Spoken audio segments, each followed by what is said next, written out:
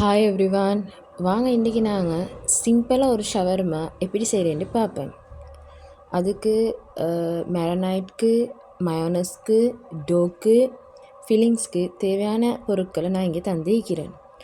ஆரம்பமாக நான் 500 கிராம் மாலை, சீனி, உப்பு, ஈஸ்ட் போட்டு நல்லா மிக்ஸ் பண்ணி கொள்கிறேன்.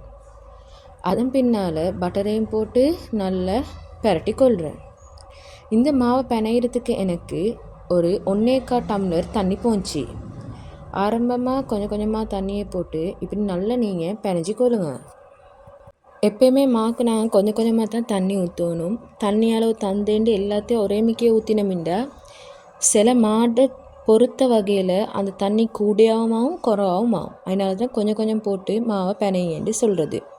இப்படி தேவையான அளவு தண்ணியை சேர்த்து இந்த மாவை நாங்கள் முழுமையாக ஒரு டோ ஆக்கினதுக்கு பின்னால் 10-15 நிமிஷம் கையால் நல்லா நாங்கள் இதுக்கு ப்ரெஸ் கொடுத்து நாங்கள் பிணைஞ்சிக்கொள்ள வேணும்.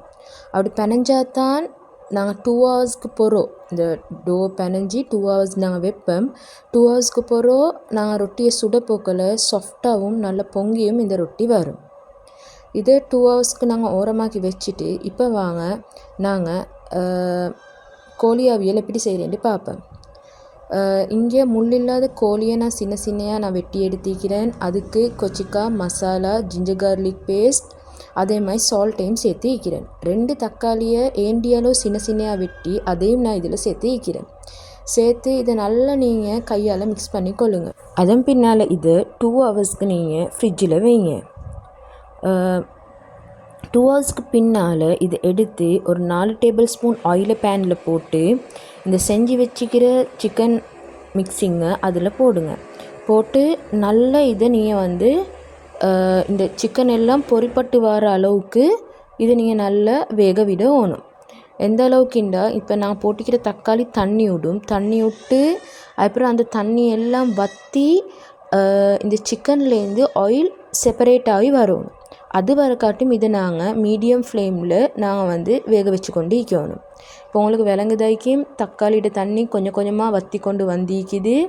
இப்போ நான் உங்களுக்கு காட்டுவேன் எப்படி அதில் ஆயில் செப்பரேட் ஆகிக்கிண்டு. இதோட ஃப்ளேமை ஆஃப் பண்ணிவிட்டு இதை நீங்கள் ஆறுறதுக்கு விடுங்க.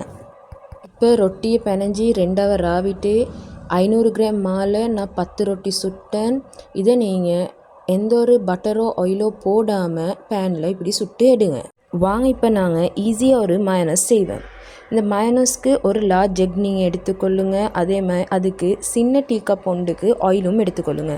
எந்த ஒரு வாசம் இல்லாத ஆயில் எடுக்கிற மிச்சம் நல்ல நான் இங்கே வெஜிடபிள் ஆயில் யூஸ் பண்ணி வைக்கிறேன். அதே மாதிரி நாங்கள் மயோனஸ் செய்ய போகல நாங்கள் பிளெண்டரில் தான் மயோனஸ் செய்வோம். நாங்கள் எடுக்கிற பிளெண்டரில் லிட்டில் ஒரு ஓப்பன் வைக்கிற மாதிரி வைக்கணும் மயோனஸ் செய்கிறத அப்போ தான் எங்களுக்கு கொஞ்சம் கொஞ்சமாக ஆயில் ஊற்றுறதுக்கு ஈஸியாக ஈக்கும்.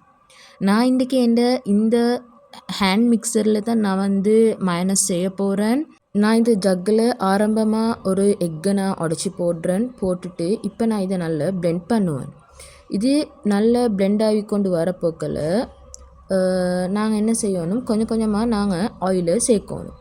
நீங்கள் நான் ஆரம்பமாக காட்டின பிளெண்டரில் செய்கிறேன்டா அந்த லிட்டில் இருக்கிற ஓட்டையால் நீங்கள் என்ன செய்யுங்க, கொஞ்சம் கொஞ்சமாக ஆயிலை சேர்த்து கொள்ளுங்கள்.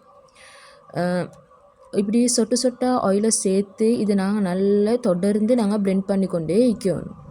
இப்போ நான் எல்லா ஆயிலையும் சேர்த்துட்டேன். இப்போ இது நல்ல சூப்பராக ஒரு மயோனஸ் ஆகிட்டு.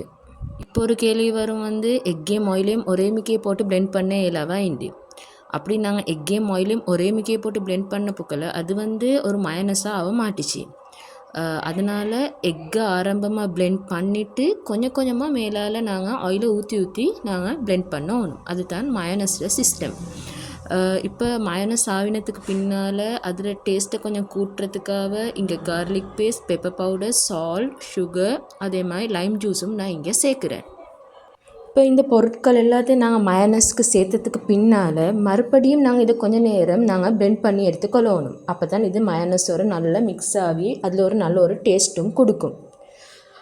அதன் பின்னால் உங்களுக்கு இந்த மயோனஸை உடனே யூஸ் பண்ணோம். மேலும் அதே மாதிரி உங்களுக்கு இதை ஒரு 2 to 3 days உங்களுக்கு ஃப்ரிட்ஜில் ஸ்டோர் பண்ணி யூஸ் பண்ணோம். மேலும் அதுக்கு மிச்ச நாளிண்டா அப்படி எங்களுக்கு ஸ்டோப் பண்ண என்ன மேலுக்கால கொஞ்சம் எண்ணெய் மிதங்கிறதுக்கு ஸ்டார்ட் ஆகிடும். இதை நீங்களும் கட்டாயம் ட்ரை பண்ணி பாருங்கள். வாங்க இப்போ நாங்கள் ஷவர்மாக்குரிய ஃபில்லிங்கை நாங்கள் தயார் செய்வோம். ஒரு பெரிய பவுலை எடுத்துக்கொள்ளுங்க. அதில் செஞ்சு வச்சுக்கிற கோழியை சேருங்க. 2 வெங்காயத்தை நான் இப்படி மெல்லிசாக அரிஞ்செடுத்திக்கிறேன், அதையும் சேருங்க. அதன் பின்னால் நான் செஞ்ச மயனஸில் நான் 3 கரண்டியை சேர்க்குறேன். இந்த மயனஸை நீங்கள் இந்த ஷவர்மாவுக்கு சேர்த்து பாருங்கள். சரியாக கடையில் வாங்குகிற ஷவர்மா போலே இருக்கும். இதோடய நான் டொமேட்டோ சோஸில் நான் இங்கே ஒரு 2 அல்லது 3 கரண்டி நான் இங்கே சேர்த்துக்கொள்வேன். உங்கள்கிட்ட சில்லி சோஸ் இருந்தேன்டா அதையும் இதுக்கு உங்களுக்கு சேர்த்துக்கொள்ள இயலும். அப்போ டொமேட்டோ சோஸ் ஒரு 2 கரண்டி, சில்லி சோஸ் ஒரு கரண்டியை நீங்கள் சேர்த்துக்கொள்ளுங்க. இப்போ இதை நாங்கள் நல்லா பரட்டி விட தான் ஈக்குது. நல்லா பரட்டிட்டோம்னா இந்த ஃபில்லிங் ரெடி ஆகிடும். நாங்கள் வேற ஒரு 300 கிராம் கிழங்க நான் சின்ன சின்னையாக வெட்டி அதை நான் பொரிச்சு எடுத்து ஈக்கிறேன். உங்களுக்கு அதுக்கு பதிலாக ஃப்ரெஞ்ச் ஃப்ரையும் யூஸ் பண்ண இயலும். அதே மாதிரி ஷவர்மா சுற்றுறதுக்காக நான் ஒரு ஆயில் பேப்பர் எடுத்து அதை இப்படி ரெக்டாங்கிள் ஷேப்புக்கு வெட்டி எடுத்து ஈக்கிறேன். இங்கிட்டு 10 பீசஸ் பேப்பர் ஈக்குது.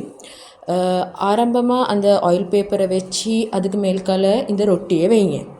வச்சு நாங்கள் செஞ்ச மயனஸில் ஒரு கரண்டி எடுத்து நல்லா இதில் தேய்ச்சி விடுங்க. தேய்ச்சதுக்கு பின்னால் செஞ்ச சம்பலை ஒரு சைடில் நல்லா நீட்டாக வைங்க. அதை மேல்கால பொரிச்சு வச்சுக்கிற கொஞ்சம் சிப்ஸையும் நீங்கள் வைங்க. அதுக்கு மேல்கால தேவையான அளவு சோஸும் மயனஸும் நீங்கள் தொளிச்சு விடுங்க. அதிகமாக மயனஸ் சோஸ் மேல்கால போடவானம், அப்போ சுத்த போக்கில் வெளியே எல்லாம் தள்ளி கொண்டு வந்துடும். இப்படி மயனஸையும் சோஸையும் போட்டதுக்கு பின்னால் ரொட்டியை மட்டும் தனியாக நீங்கள் இப்படி ரோல் பண்ணுங்கள்.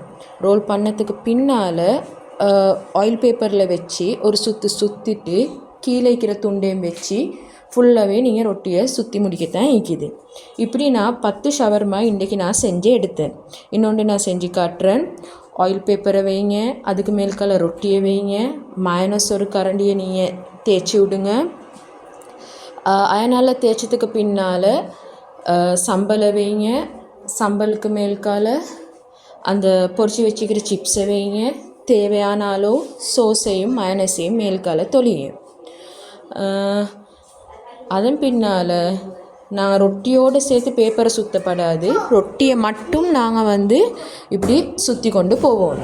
ரொட்டியை மட்டும் சுற்றிட்டு சைடில் இந்த ரொட்டியை வைங்க. பேப்பர்கிட்ட சைடில் வச்சுட்டு ஒரு சுற்றிட்டு கீழே இருக்கிற பேப்பர் துண்டையும் மடித்து ஃபுல்லாகவே இப்படி சுற்றத்தான் ஈக்குது. உங்களுக்கு இது விளங்கிக்குமே நினைப்பேன். இப்படி நான் 10 ஷவர்மா செஞ்சேன். உண்மைக்குமே இந்த மயனஸ் ஆகிக்கட்டும், ஷவர்மார ஃபில்லிங் ஆகிக்கட்டும் செம்ம டேஸ்ட் ஆகிடுச்சு. கட்டாயமாக இதை நீங்கள் ட்ரை பண்ணி பாருங்கள். இது உங்களுக்கு சக்ஸஸ்ஃபுல்லாக வந்தேன்டா என்னோட சேனலை லைக் பண்ணுங்கள், ஷேர் பண்ணுங்கள், சப்ஸ்கிரைபும் பண்ணுங்கள்.